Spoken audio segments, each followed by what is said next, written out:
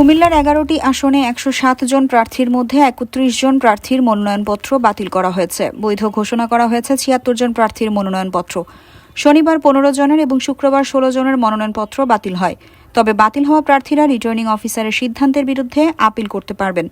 সবচেয়ে বেশি মনোনয়নপত্র বাতিল হয়েছে কুমিল্লার 9 লাকসাম মনোহরগঞ্জ আসনে। এই আসনে 13টি মনোনয়নপত্রের মধ্যে 8টি বাতিল ঘোষণা করা হয়।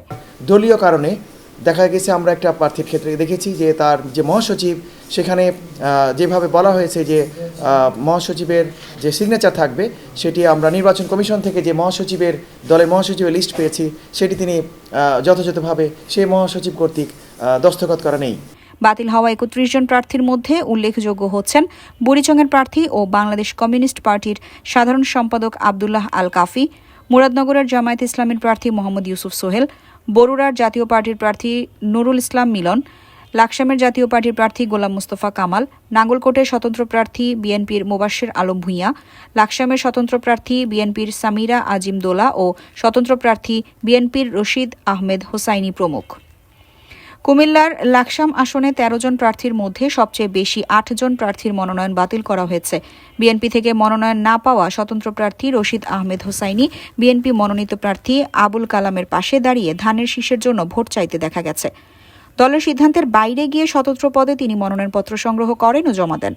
নেতা কর্মীদের আহ্বান, আপনারা সকল মতামত বলে কোন স্বতন্ত্র নয়, ধানের শীষ আমাদের প্রতীক, আমাদের ধানের শীষের প্রতীকে ঐক্যবদ্ধ হয়ে সকল মতামত বলে সকল দুঃখ দুর্দশা বলে আপনারা 12 তারিখ 12 ফেব্রুয়ারি ধানের শীষের প্রতীকে ভোট দিয়ে কালাম ভাইকে জয়যুক্ত করে বাংলাদেশে জাতীয়বাদী শক্তির আবার আপনারা পুনরুত্থান ঘটাবেন।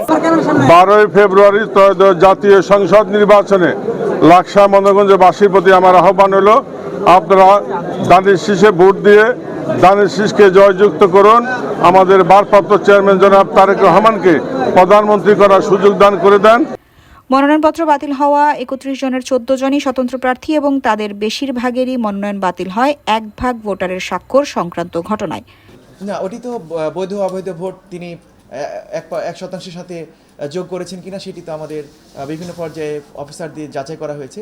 সেটি তারা মাঠে দেখেছেন যে কোনটা সঠিক ভোটার ছিল, কোনটি সঠিক ছিল না। যাদের সঠিক ভোটার ছিল না তাদেরটাই বাতিল হয়েছে। রিটার্নিং অফিসারের কাছে 2 জন বিএনপি প্রার্থীর হলফনামার বিরুদ্ধে আপত্তি উত্থাপন করলেও তা অগ্রাহ্য হয়। মঞ্জুরুল হোসেন মুন্সি, উনি MAM পাওয়ার লিমিটেড কোম্পানির পরিচালক এবং তাহার স্ত্রী অত্র কোম্পানির পরিচালক। এ সংক্রান্ত কোনো ডকুমেন্ট আপনার কাছে আছে কিনা? আর আপনি আরেকটা বিষয় বলছেন যে ওনার দায় দেনা আছে ব্যাংকে কিছু, কিন্তু তিনি নাই লিখেছেন। ওনার যে দায় দেনা ব্যাংকে আছে সেই সংক্রান্ত কোনো প্রমাণাদি আপনি এখানে উপস্থাপন করেন নাই।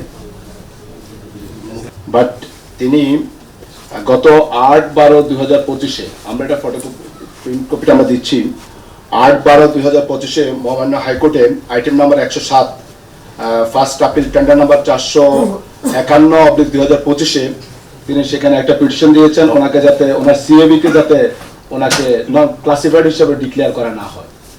তো ওনার ওই ডিক্লারেশনটাই বোঝা যাচ্ছে যে উনি আসলেই ব্যাংকের দায়দানাগ্রস্ত এবং তিনি নন ক্লাসিফাইড হিসেবে ইলেকশনে ক্যান্ডিডেট হওয়ার জন্যই তিনি সেই স্টে অর্ডারটা নিয়েছেন। জিনিসটা প্রমাণ করার দায়িত্ব এখন ব্যাংকের। কেউ যদি বলে যে না ব্যাংকের কেউ আছেন কিনা জানি আমরা তো অনেক কোর্টে গিয়েছে, কি কোনো ব্যাংক বা ওনার লাইব্রেরি আছে, এখন 36 কোটি টাকা লাইব্রেরি আছে। উনি লাইব্রেরির এগেইনস্টে যান নাই, উনি গেছে সিএবি নীল করার জন্য, কিন্তু লাইব্রেরি তো থেকেই গেছে। লাইব্রেরি কি দেখেন আমার কাছে প্রডিউস করেন, তাহলে আপনার সিএবি রিপোর্ট আপনাদেরকে প্যারোড করা হয়েছে। আপনার সিএবি রিপোর্টে ওইখানে উল্লেখ আছে কত টাকা দায় দেনা আছে, 34 কোটি টাকা প্লাস। উনি যেন ডিফল্টার হিসেবে ঘোষিত না হয় সেটার বিপরীত 3 মাসের স্টে অর্ডার দিয়েছেন। তো একটা মানুষ ডিফল্টার হিসেবে কখন ঘোষিত হবেন না যদি না ঋণ থাকে, এবং ঋণটা যদি দীর্ঘদিন ধরে চলে তখনই তো, নাকি? মানে এমনি যেমন আমি তো কোর্টে যাই নাই বা অন্য কেউ তো কোর্টে যায় না, কারণ ঋণ নাই। ওনার ঋণ আছে বলেই এবং ডিফল্টার হওয়ার সম্ভাবনা আছে বলেই উনি হাইকোর্টে সাবমিট করেছেন যে আমাকে 3 মাসের জন্য ওনাকে তারপর স্টে দেওয়া হয়েছে যে এই 3 মাস আপনাকে ডিফল্টার হিসেবে ঘোষণা দেওয়া হবে না। কিন্তু এর মানে এই না যে ওনার ঋণটা চলে গিয়েছে।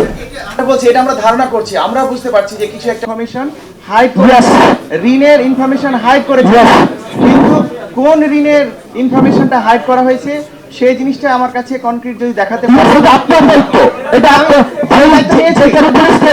আমরা দায়িত্ব নিয়েছি।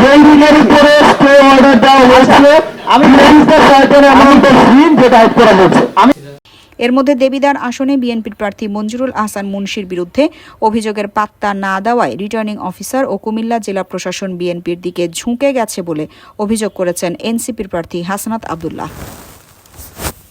পক্ষ থাকতে কিন্তু কতিপয় রাজনীতিবিদ, কতিপয় রাজনৈতিক দল তারা প্রশাসনকে, পুলিশকে নিয়ন্ত্রণ করতে চায়।